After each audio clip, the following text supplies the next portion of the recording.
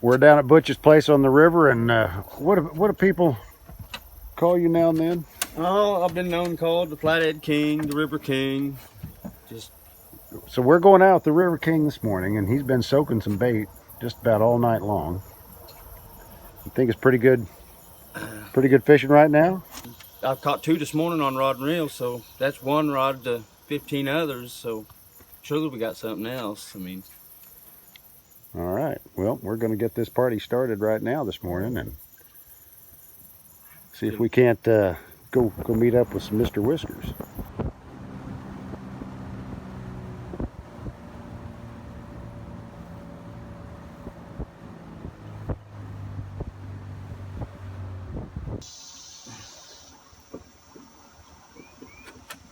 it's a yeller cat.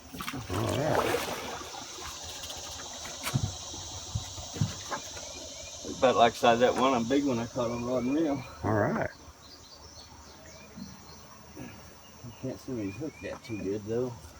He's a little bigger, I think, Rob. So we're going to do this one the old-fashioned way. Oh, I do all my flatheads that way. But then Mississippi whites, Skip here. they bite. About wore out yet? Oh, he's bigger than that, Rob. Oh boy. He's bigger than that one I got on rod, man. We got 40-pound fish here. Oh yeah. You Yeah, Pippers. Get water in my beard. Oh yeah. Breakfast, he'd been on there a while. I bet that fish was 10 minutes after I baited last night. That bright moon, I waited till 12:30, 1 o'clock when I baited up. Beat the gar. And he is in the boat. That's what we want. Redneck style. All right, we'll see that bad boy. All right. River King strikes again. That's Rob's fish there. Whew. 40 pounds, easy. I wouldn't call it easy. But it is 40 pounds. That big old bulldog head. But folks, that is how it's done right there. But you asked me a question earlier, Rob. You said take a break nesting time. They should on a normal water year. But the water fluctuates so much anymore, and that lake water is cold and warm. Like I told you earlier, you can't tell. I'm sure this one's a male, just by his back fin. But he's got no scars where he's been working a hole. He's got no scars, or her, from laying her eggs. So he's not touched a nest yet. This one's gonna get introduced to a hot grease bath here before too long. Isn't that the proper thing to do? That's what we do with him. Let's give it to Jason, and he'll make me some smoked fish out of it. And all right, well, that's fine. Neosho River Flathead, and we're pleased to meet that one and let everybody else get to see it. That is something else. yes, sir.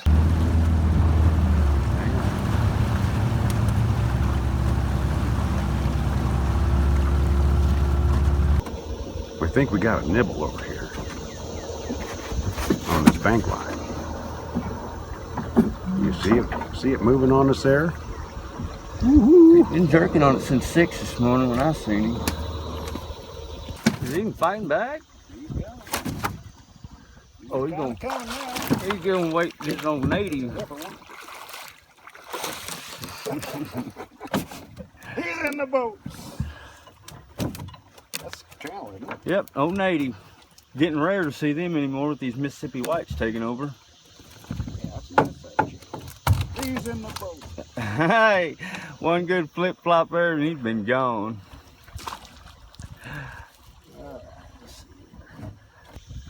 There he is. Channel. Mud puppy.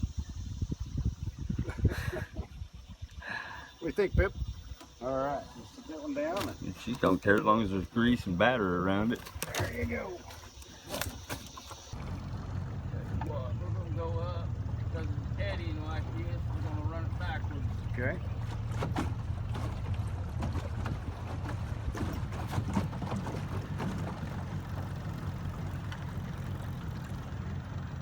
but focus on the dark side of the banks, and your flathead in deep water, your flathead will stick to them. And during the daytime, if you can't catch them, still focus on that dark side of the bank. But if the lake water's coming in like we have here, a mixed color to water, still stay on that soft sand mud but dark side of the bank. And them fish seem to travel for some reason. You got everything set last night at dark, and then you set some fishing rods right here off the bank.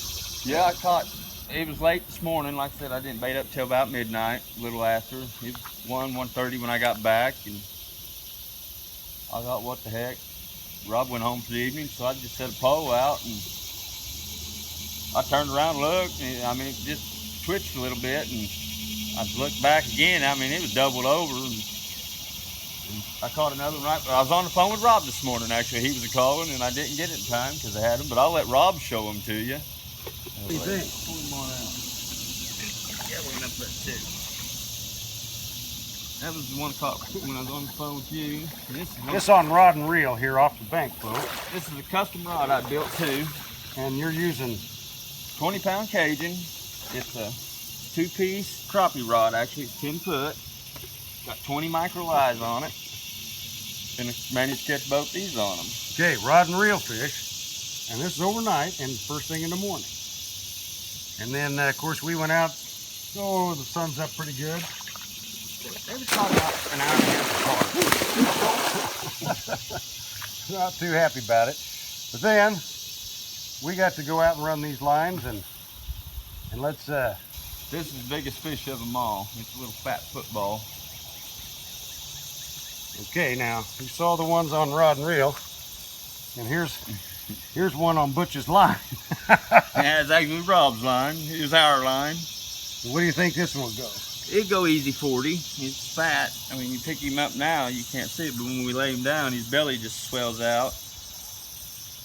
That's like one Jason and I caught. What do you think, folks? Oh, you know, he's like a snake. He can drop his jaw and open it another 4 inches. Well, that's a big fish, and folks, this is how it's done with the River King. So they say.